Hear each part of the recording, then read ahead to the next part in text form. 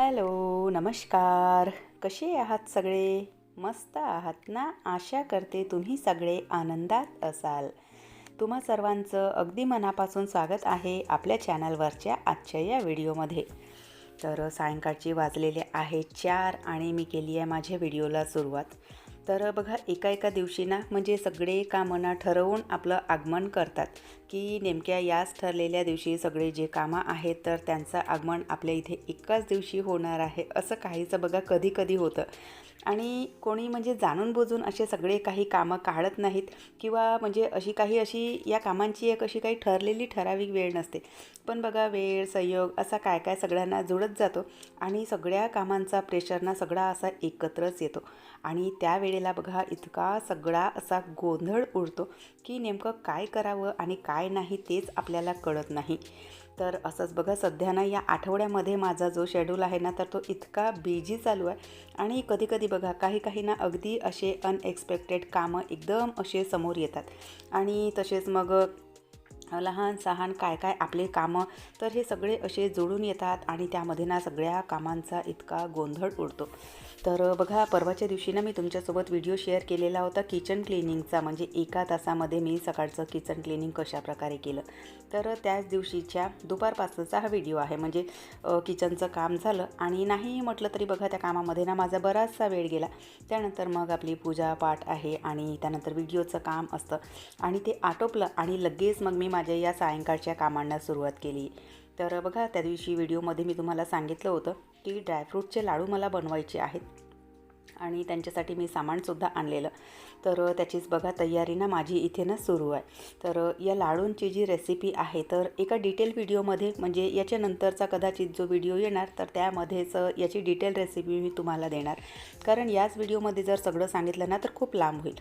तर व्हिडिओची तयारी करतच होती तेवढ्यातच बघा आठवडी बाजारसुद्धा होता, तर त्याचीसुद्धा वेळ झालेली. आणि याच दरम्यान बघा माझा ना फ्रीजसुद्धा मी क्लीन केलेला. म्हणजे लाडूंची तयारी चालूच होती, त्याच दरम्यान मी माझा फ्रीजसुद्धा क्लीन केला. पण व्हिडिओ काही शूट केलेला नाही कारण बॅटरी संपत आलेली होती. त्यामुळे मग मी त्याला चार्जिंगला टाकलेलं मोबाईलला. तर तेवढ्यातच बघा म्हणजे लाडूंचं काम चालूच होतं, फ्रीज क्लिनिंगचं काम चालूच होतं. तेवढ्यातच मग पुन्हा आणखी लक्षात आलं की आठवडी बाजाराची वेळ झाली आहे. आणि आता थंडीच्या दिवसांमध्ये बघा इतक्या लवकर अंधार होतो ना, तर मग अंधाराचं ना काही ते व्यवस्थित समजतही नाही आणि काय नाही. तर त्यामुळे मग थोडंसं लवकरच निघालेलं बरं होतं. तर तेच आठवडी बाजाराला जाण्याची ना तयारी माझी सुरू आहे. आणि बघा घाईघाईच्या याच्यामध्ये ना बाजाराच्या ज्या पिशव्या आहेत त्या आपण कुठे ठेवतो काय ठेवतो तर तो शोधताच झालं मला. तर तिकडे जाता आधी ना ज्वेलर्सच्या दुकानामध्ये काम होतं मला. त्याचं कारण असं, उद्या किट्टूच्या शाळेमध्ये आहे डान्स आणि तिला डान्ससाठी ना तोरड्या हव्या होत्या. तर शाळेमध्ये बघा मुलांच्या ना तोरड्या वगैरे काही चालत नाहीत. तर माझ्याकडे ज्या जुन्या तोरड्या होत्या तर त्यांनाच मी ना कडी तिच्यासाठी लावून आणायची होती मला. तर आधी ज्वेलर्सकडे गेली आणि त्यानंतर मग तिथूनच समोर आठवडी बाजाराला गेली. येता मिस्टरसुद्धा म्हणजे खाली पार्किंगमध्येच मिळाले. तर तिघेही लिफ्टनी सोबतच आलो. किट्टूसाठी ज्या तोरड्यांना कडी लावून आणलेली, बऱ्याच दिवसाच्या ह्या तोरड्या आहेत. ॲक्च्युली ह्या ना सानूच्या तोरड्या आहेत. माझ्या आईने सानूला बनवून दिलेल्या होत्या. तर सानूने तर काही जास्त दिवस म्हणजे जास्त घातल्याच नाही त्या. तर त्या तोरड्या नवीनच होत्या, पण ज्या कड्या आहेत तर त्या खराब झाल्या होत्या. तर त्याच टाकायसाठी मी गेली आणि बापरे, चांदी इतकी महाग. नुसत्या ह्या ज्या कड्या आहेत तर 585 रुपयाच्या, म्हणजे फक्त 15 रुपये कमी 600 रुपयाला नुसत्या ह्या कड्या आल्या. आणि ऐकून ना खरंच सांगते मला ना इतकं आश्चर्य वाटलं. कारण जास्तीत जास्त बघा 100 किंवा 150 रुपयाच्या ह्या कड्या होतात. पण चांदी इतकी महाग झाली की नुसत्या म्हणजे 585 रुपयाच्या ह्या कड्या. मला कदाचित सुरुवातीला वाटलं की सोनाराकडून काहीतरी चुकून त्याने हा अंक बोललेला असावा म्हणून. पण मग नंतर त्याने ना एक्सप्लेन करून सांगितलं की चांदी इतकी महाग झाली आहे की छोट्या छोट्या वस्तूसुद्धा म्हणजे इतक्या महाग येतात. तर त्या कड्या मी टाकल्या आणि तिला ना म्हणजे घरी आल्याच्यानंतर घालून बघितलं की व्यवस्थित होत आहेत की नाही म्हणून. कारण म्हटलं एकतर ना यांना तोरड्या वगैरे ना यांच्या शाळेमध्ये चालत नाही आणि एकतर बघा मुलं जास्त टाईम ना शाळेमध्येच असतात. मग त्यांना केव्हा त्या तोरड्या घालून देणार, काय घालून देणार. मग म्हटलं उगाच तिथे आणखी पुन्हा 2-3 हजार रुपये खर्च करण्यापेक्षा जुन्या ज्या तोरड्या होत्या तर त्यांनाच मी कड्या लावून आणून दिल्या. आणि उद्याच्यासाठी जो कार्यक्रम होता तर त्याच्यासाठी म्हटलं ठीक आहे. बाहेर सगळ्या बाजाराच्या पिशव्या नेऊन ठेवल्या. तोपर्यंत बघा माझं किचनचं काम चालू राहतं. तोपर्यंत ना माझ्या सासूबाई बसल्या बसल्या हे जे काही आहे तर ते तोडून देतात. तेवढ्यातच मुलांची फरमाईश आली की त्यांना भेल खायची आहे. पुन्हा आणखी दुकानात गेली. दुकान तशी बाजूलाच आहे आमच्या, पण तरीसुद्धा वेळेत वेळ काढून मला तिथे जावं लागलं आणि भेलचं सामान मी आणलं. यांना काही सांगितलं नाही, कारण यांचीही ना सध्या तब्येत काही तेवढी म्हणजे बरी नाही आहे. मागच्या आठवड्यामध्ये यांनासुद्धा तब्येत त्यांची बिघडली होती. तर तेच त्यांचं म्हणजे 8 दिवस झाले असतील, तर थोडंफार काय ना काय असं त्यांचं चालू आहे. ब्लड टेस्ट, एक्सरे, हे ते सगळं झालं, पण पाहिजे तेवढा आराम काही होता नाही त्यांना. त्यामुळे मग त्यांना म्हटलं सांगण्यापेक्षा मीच जाऊन घेऊन येते.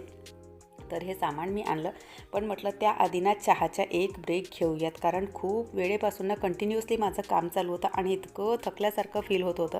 तर आधी ना यांच्यासाठी मी चहा ठेवलेला, तर त्यातच माझ्यासाठी सुद्धा घेतला आणि त्यानंतर भेलचं जे काही आहे तर ते मी बनवायला घेतलं.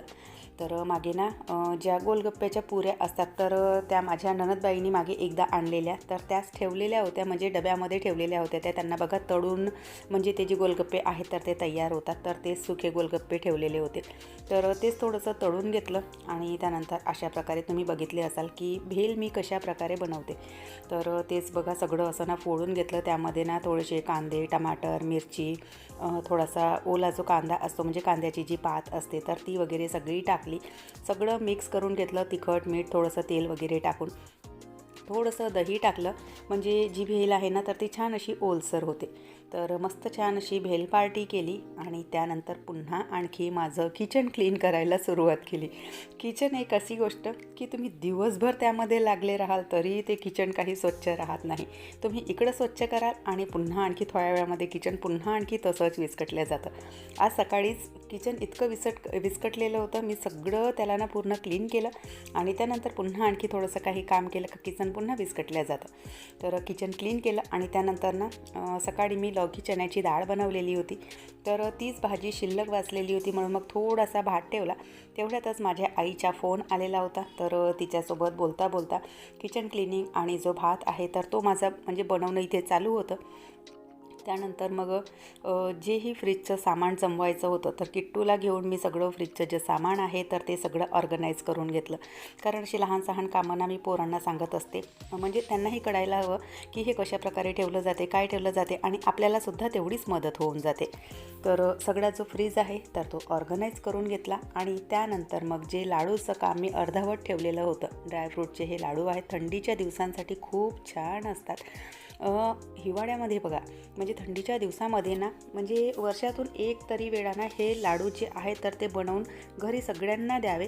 कारण थंडीमध्ये ना एकतर बघा आपली इम्युनिटी पॉवरसुद्धा कमी होते आणि वरून थंडीमुळे ना शरीराला त्राससुद्धा होतो. त्यामुळे मग हे लाडू बनवून जर आपण सगळ्यांना दिले तर एकतर ना शरीरासाठी खूप छान असतात आणि थंडीपासूनसुद्धा हे आपल्या शरीराचं रक्षण करतात. तर तेच लाडू इथे बनवणं माझं चालू आहे. लाडू खूप सारे होते आणि वेळ ना खूप होत आलेली होती. त्यामुळे मग मी यांना म्हटलं की थोडेसे बनवू लागा बसल्या बसल्या म्हणून, कारण ना हे लाडू मी फारसे मोठे बनवत नाही, छोटेच बनवते, त्यामुळे मग ना खूप वेळ लागत होता. तर तेच बघा लाडू बनवताना सानू मला सजेस्ट करत होती की मम्मी तू ड्रायफ्रूटच्या लाडूंचा, पापडांचा, लोणचाचा जो बिझनेस आहे तर तो चालू कर, कारण तुझं नेहमी काय ना काय चालू असतं. कधी वेगवेगळ्या प्रकारचे लोणचं असतात, कधी पापड असतात, कधी सांडगे असतात, कधी लड्डू असतात, काय काय असं तिचे मला सजेशन देणं चालू होतं. तर लाडूचं काम आटोपलं आणि त्यानंतर ना आधी ना किट्टूला उद्याच्या डान्ससाठी ना लुगडा घालून द्यायचा होता, तर म्हटलं त्याची प्रॅक्टिस करून घेऊयात की लुगडा कशा प्रकारे घालायचा, म्हणजे पातळ कसा घालायचा. आणि बघा वेळ होत आलेली होती आणि तिच्या झोपण्याची वेळ झाली. वारंवार तिचं घडी बघणं चालू होतं, पण म्हटलं ही जर का एकदा झोपली ना तर मग प्रॉब्लेम होऊन जायची. म्हणून मग ना किचनचं काम मी तसंच ठेवलं आणि हिला ना आधी हे जे पातळ आहे तर ते घालून बघितलं, म्हणजे उद्या वेळेवर ना आपल्याला धावपळ नको आणि एकतर मला पातळ वगैरे काही घालता येत नाही, म्हणून म्हटलं आधी ना थोडीशी प्रॅक्टिस करून घ्यायची.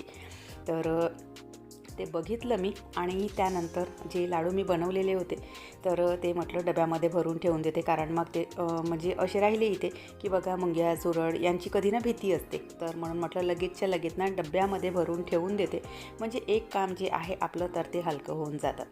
तर सगळे लाडू मी डब्यामध्ये भरून ठेवले. पुन्हा आणखी किचन थोडंसं पुसून घेतलं, कारण नाहीही म्हटलं तरी बघा जेही काही थोडंफार अन्नाचे कणं वगैरे असतात तर ते इथे सांडलेले असतात.